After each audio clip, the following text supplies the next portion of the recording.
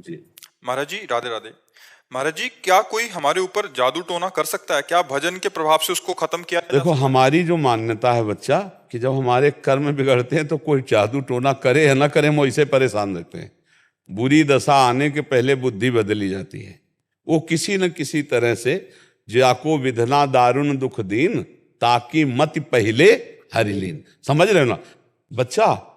हमें जब दुख भोगना होता है तो हमारी बुद्धि ही हमें धोखा दे देती है। हमें लगता है कि किसी ने हमें कुछ कर दिया है, और कहीं इसका सपोर्ट देने वाला कोई मिल जाए कि अरे उसने तुम्हारे ऊपर कुछ कर दिया, जादू टोना कर दिया, बस जान लो, फिर परेशान हो, फिर परेशानी हो जाएगी। हम तुम्हें शास्त्र की बात बता रहे हैं। को ना काहू के सुख दुख कर दाता, निज कृत कर्म भोग सुन भ्राता। अब जैसे हमारे पाप कर्म हैं, अब कोई जीवात्मा हमको दंड देना चाहता है, अब वो भूत योनि का हो गया है, अब संयोग बनेगा और वो हमको दंड देगा, क्योंकि हमारे कर्म, और बिना झाड़ फूंक के अगर हमारा कर्म हट गया भोग का, वो अपने आप हट जाएगा, खत्म हो जाएगा। ऐसे ही रोग आ जाते हैं, ऐसे व्यक्ति से घटना हो जाती है। हम जा रहे हैं, हमारा कोई दुश्मनी का मतलब नहीं है, और जरा सा ऐसी घटना घटी, वो मार पिटाई, दुश्मनी, वो भारी दुश्मनी बन गई।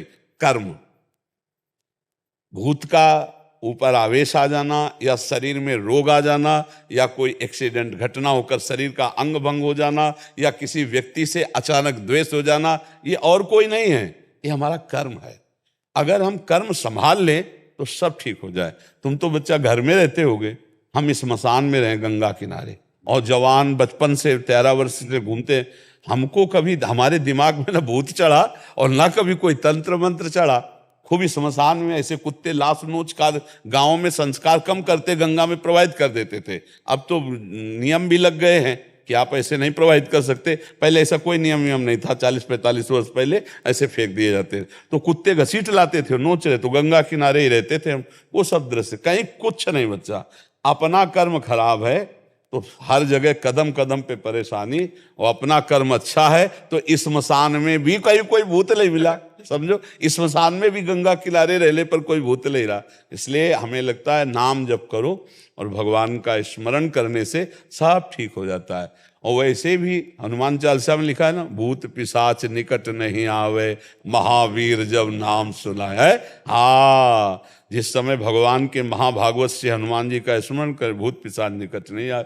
हम जब बचपन में थे तो जिस एक घर में जाना होता था तो एक गली थी अंधेरी, दो होते हैं किसानों के यहाँ गाँव में, दो होते हैं, एक जहाँ जानवर और बैठक होती है, और एक होता है घर, जहाँ घर परिवार बहुएं रहती है, तो थोड़ा अंतराय होता है। तो वहाँ से जब जाओ तो अंधेरे गली थी, तो जैसे माता जी कहते बहुत डर लगता है, तो कहते थे हनुमान जी जपो। तो ऐसे आस पास देखा, अंधेरे में बिजली तो गाँव में होती नहीं थी, तो जय हनुमान जय हनुमान जय हनुमान, वो तीव्र गति से भाग गए और अपने घर में गए, जय हनुमान। और ये पक्का विश्वास था कि जय हनुमान कहेंगे तो भूत छुएगा नहीं, क्योंकि अम्मा ने बताया है कि जय हनुमान कहने से संस्कार बचपन से पढ़ते हैं।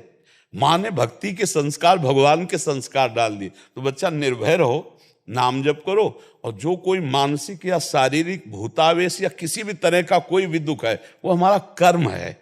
ऐसे पूरे संसार में भूत है, किसी के नहीं चिपट जाएंगे, उसी के चिपटेंगे जिसका संस्कार है, जिसको भोगना है। अब वैसे फिर वो कष्ट भोगता है जीव। तो इसलिए मुझे लगता है अगर नाम जप करो, भगवान की भक्ति करो, तो कोई परेशानी नहीं आएगी, कोई भूत प्रेत नहीं सता सकता है।